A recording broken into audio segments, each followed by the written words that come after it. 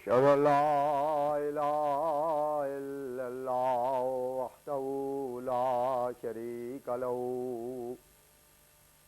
وأشهد أن محمدا عبده ورسوله اللهم صل على سيدنا ومولانا محمد وعلى آل سيدنا ومولانا محمد وبارك وسلم إنك حميد مجيد. خاتم الانبیاء حضرت محمد مصطفیٰ احمد مجتبیٰ صلی اللہ علیہ وسلم کے غلام اور ہمارے امام بانی جماعت احمدیہ مسیح موعود و مہدی مسعود کے ایمان افروز اور روح پرور ملفوظات.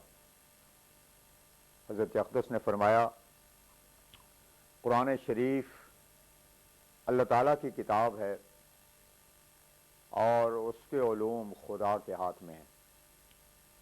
بس اس کے لیے تقوی بطور نردبان یعنی زینے کے ہے.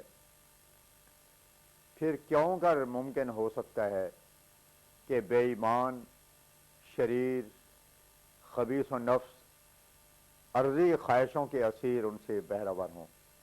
اس واسطے اگر ایک مسلمان کہلا کر خواہ و صرف و نحو معانی و بدیع وغیرہ علوم کا کتنا ہی بڑا فاضل کیوں نہ ہو، دنیا کی نظر میں شیخ الکل فی الکل بنا بیٹھا ہو، لیکن اگر تزکیہ نفس نہیں کرتا تو قرآن شریف کی علوم سے اس کو حصہ نہیں دیا جاتا. میں دیکھتا ہوں کہ اس وقت دنیا کی توجہ عرضی علوم کی طرف بہت جھکی ہوئی ہے اور مغربی روشنی نے تمام عالم کو اپنے نئی ایجادوں اور صنعتوں سے حیران کر رکھا ہے. مسلمانوں نے بھی اگر اپنی فلاح اور بہبودی کی کوئی راہ سوچی تو بدقسمتی سے یہ سوچی ہے کہ وہ مغرب کے رہنے والوں کو اپنا امام بنا لیں اور یورپ کی تقلید پر فخر کریں. یہ تو نئی روشنی کے مسلمانوں کا حال ہے. جو لوگ پرانے فیشن کے مسلمان کہلاتے ہیں اور اپنے آپ کو حامی دین متین سمجھتے ہیں، ان کی ساری عمر کی تحصیل کا خلاصہ اور لب لباب یہ ہے کہ صرف و ناو کے جھگڑوں اور الجھیڑوں میں پھنسے ہوئے ہیں اور ضالین کے تلفظ پر مر مٹے ہیں. قرآن شریف کی طرف بالکل توجہ ہی نہیں، اور ہو کیوں کر جب کہ وہ تزکیہ نفس کی طرف متوجہ نہیں ہوتے. ہاں ایک گروہ ایسا بھی ہے جو تزکیہ نفس کے دعوے کرتا ہے. وہ صوفیوں اور سجادہ نشینوں کا گروہ ہے، مگر ان لوگوں نے قرآن شریف کو چھوڑ دیا ہے اور اپنے ہی طریق اختراع کر لیے ہیں. کوئی چیلہ کشیاں کرتا ہے، کوئی الا اللہ کے نعرے مارتا ہے، کوئی نفی اس بات توجہ حبس دم وغیرہ میں مبتلا ہے. غرض ایسے طریقے نکالے ہیں جو رسول اللہ صلی اللہ علیہ وسلم سے ثابت نہیں ہوتے، اور نہ قرآن شریف کا یہ منشا ہے اور نہ کبھی سلسلہ نبوت نے ایسے طریقوں کو پسند کیا. غرض یہ یاد رکھنا چاہیے کہ جب تک انسان ایک پاک تبدیلی نہیں کرتا اور نفس کا تزکیہ نہیں کرتا، قرآن شریف کے معارف اور خوبیوں پر اطلاع نہیں ملتی. قرآن شریف میں وہ نکات اور حقائق ہیں جو روح کی پیاس کو بجھا دیتے ہیں. کاش دنیا کو معلوم ہوتا کہ روح کی لذت کس چیز میں ہے، اور پھر وہ معلوم کرتی کہ وہ قرآن شریف اور صرف قرآن شریف میں موجود ہے. دیکھو جس قدر انسان تبدیلی کرتا جاتا ہے اسی قدر وہ ابدال کے زمرے میں داخل ہوتا چلا جاتا ہے.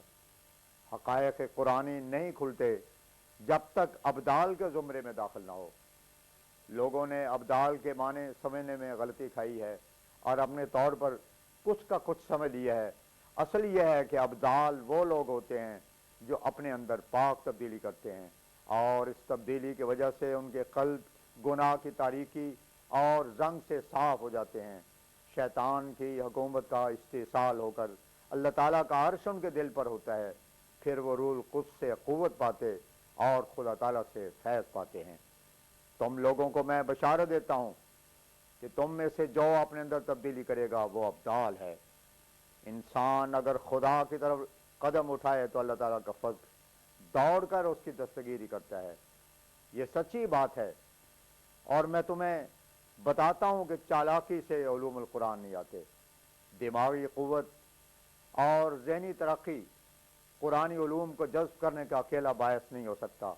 असल ज़रिया तक़वा ही है। मुत्तक़ी का मुअल्लिम खुदा होता है। यही वजह है कि नीयतों पर के अंबिया अलैहिस्सलाम पर उम्मियत गालिब होती है। हमारे नबी करीम सल्लल्लाहु अलैहि वसल्लम को इसीलिए उम्मी भेजा गया, और बावजूद कि आपने न किसी मकतब में तालीम पाई और न किसी को उस्ताद बनाया, फिर आपने वो महारिफ और हक़ाइक़ बयान किए हैं जिन्होंने दुनियावी उलूम के माहिरों को दंग और हैरान कर दिया। कुरान शरीफ जैसी पाक कामिल किताब आपके लबों पर जारी हुई, जिसकी फसाहत और बलागत ने सारे अरब को खामोश करा दिया। वो क्या बात थी जिसके सबब से हज़रत सल्लल्लाहु अलैहि वसल्लम उलूम में सबसे बढ़ गए? वो तक़वा ही था। रसूलुल्लाह सल्लल्लाहु अलैहि वसल्लम की मुताहर ज़िंदगी का इससे बढ़कर और क्या सबूत हो सकता है कि कुरान शरीफ जैसी किताब वो लाए जिसके उलूम ने दुनिया को हैरान कर दिया। आपका उम्मी होना एक नमूना और दलील है इस अम्र की कि कुरानी उलूम या आसमानी उलूम के लिए तक़वा मतलूब है, न दुनियावी चालाकियाँ। गर्ज़ कुरान शरीफ की असल गर्ज़ और गायत दुनिया को तक़वा की तालीम देना है, जिसके ज़रिया वो हिदायत के मंशा को हासिल कर सके। अब इस आयत में तक़वा के 3 मरातब को बयान किया गया है। अल्लज़ीना युमिनूना बिल गैब व युक़ीमूना अस्सलाता व मिम्मा रज़क़नाहुम युनफ़िक़ून। लोग कुरान शरीफ पढ़ते हैं मगर तोते की तरह यूं ही बगैर सोचे समझे चले जाते हैं। जैसे एक पंडित अपनी पोथी को अंधाधुंध पढ़ता जाता है, ना खुद समझता है और ना सुनने वालों को पता लगता है। इसी तरह पर कुरान शरीफ की तिलावत का तरीक़ सिर्फ ये रह गया है कि 2-4 सिपारे पढ़ लिए और कुछ मालूम नहीं कि क्या पढ़ा। ज़्यादा से ज़्यादा ये कि सुर लगाकर पढ़ लिया और क़ाफ और आयन को पूरे तौर पर अदा कर दिया। कुरान शरीफ को उम्दा तरीक़ पर और खुशहाली से पढ़ना भी एक अच्छी बात है। मगर कुरान शरीफ की तिलावत की असल गर्ज़ तो ये है कि इसके हक़ाइक़ और मारिफ़ पर इत्तला मिले और इंसान एक तब्दीली अपने अंदर पैदा करे। हज़रत मसीह मऊद फरमाते हैं, है ये फ़ुरक़ा में एक अजीब असर कि बनाता है आशिक़े दिल पर, बहरे हिकमत है वो कलाम तमाम, इश्क़ हक़ का पिला रहा है जाम। व आखिर दावाना अनिल हम्दुलिल्लाहि रब्बिल आलमीन।